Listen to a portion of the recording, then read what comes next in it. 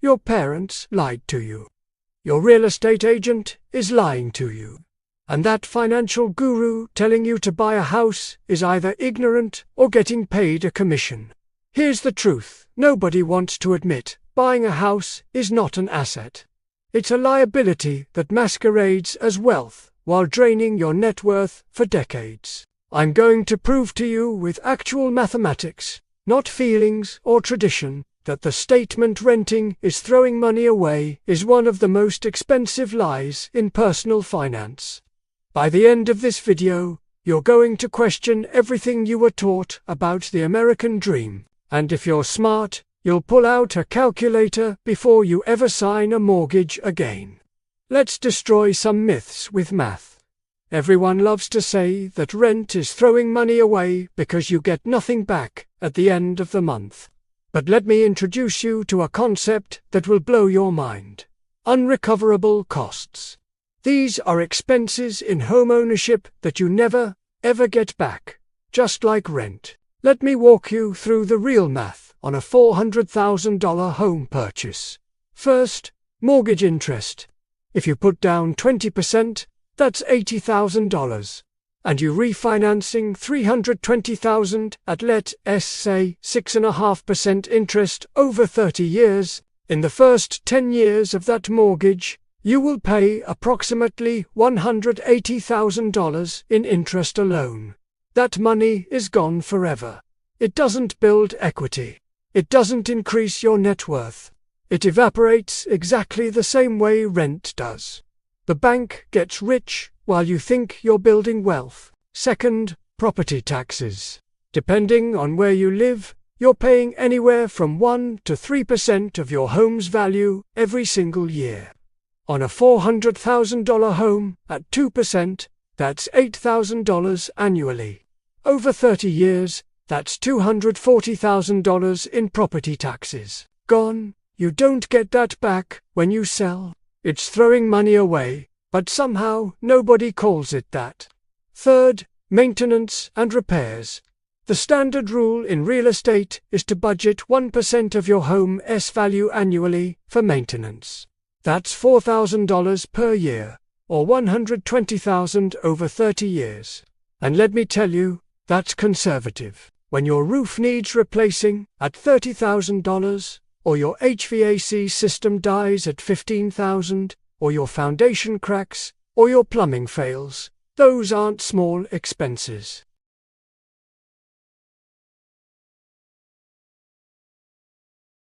Fourth, homeowners insurance. You're paying anywhere from $1,000 to $3,000 per year, depending on location and coverage. Let's call it $1,800 annually, which is $54,000 over 30 years. Add it all up. In this scenario, you've spent approximately $594,000 on unrecoverable costs over 30 years. And that's being conservative. But when you rent and pay $1,200 per month, everyone calls you foolish for throwing away money. The math doesn't support that narrative. Now here's where it gets really interesting. And this is the part that most people never calculate because it requires understanding compound interest and opportunity cost. Let's say you recomparing two scenarios: buying that $400,000 house or renting and investing the difference. In the buying scenario, you put down $80,000 as your 20% down payment. That money is now locked in your house. It's not liquid, it's not growing at market rates, it's just sitting there in the form of home equity. In the renting scenario, you keep that $80,000 and invest it in a low-cost S&P 500 index fund. Historically, the stock market returns about 10% annually over long periods. Let's be conservative and say 8% to account for inflation and volatility. After 30 years, that $80,000 grows to approximately $805,000. You didn't have to do anything except to leave it alone and let compound interest work its magic. But wait, there's more. Remember all those unrecoverable costs we calculated? Your mortgage payment on $320,000 at 6.5% is about $2,025 per month. Add in property taxes at $667 per month, insurance at $150 per month, and maintenance at $333 per month, and your total monthly cost of ownership is $3,175. Now, let's say you can rent a comparable property for $2,000 per month. That's entirely realistic in many markets where price-to-rent ratios are high. You're saving $1,175 every single month by renting. If you invest that monthly difference in the stock market at 8% annual returns, after 30 years you'll have accumulated an additional $1.7 million. Add that to the $805,000 from your original down payment investment, and you're sitting on $2.5 million in liquid, investable assets. Meanwhile, the homeowner has a paid-off house worth maybe $600,000 if we assume modest appreciation. But they have zero liquidity and they spent 3 decades being house poor. The renter is a multimillionaire with flexibility and options. The homeowner is asset-rich and cash-poor. Which position would you rather be in? Here's a mental model that will change how you think about housing forever. When you rent, the amount you pay each month is the maximum you'll spend on housing. If something breaks, if there's a leak, if the appliance dies, that's the landlord's problem. Your cost is capped and predictable. You can budget with certainty. When you own, your mortgage payment is the minimum you'll spend, not the maximum. That $2,000 mortgage can easily become $4,000 in any given month when your water heater explodes, or $6,000 when your fence gets destroyed in a storm, or $30,000 when you need a new roof. Homeowners live in a constant state of financial anxiety, waiting for the next expensive surprise, and those surprises always come.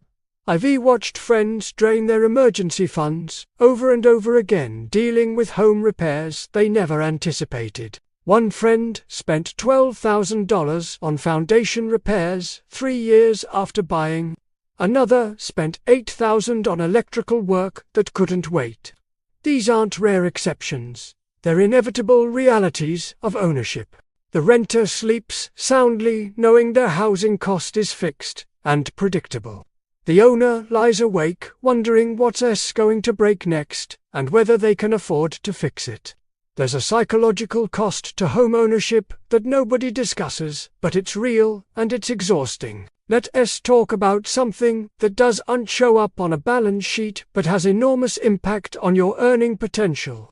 Flexibility and mobility. When you rent, you can move for a better job opportunity with just 60 days' notice. When you own, you're anchored to that location by transaction costs and market timing. Selling a house costs 6% in realtor commissions alone. On a $400,000 home, that's $24,000. Add in closing costs, moving expenses, and potential capital gains taxes, and you're easily spending $30,000 to $40,000 to exit your investment.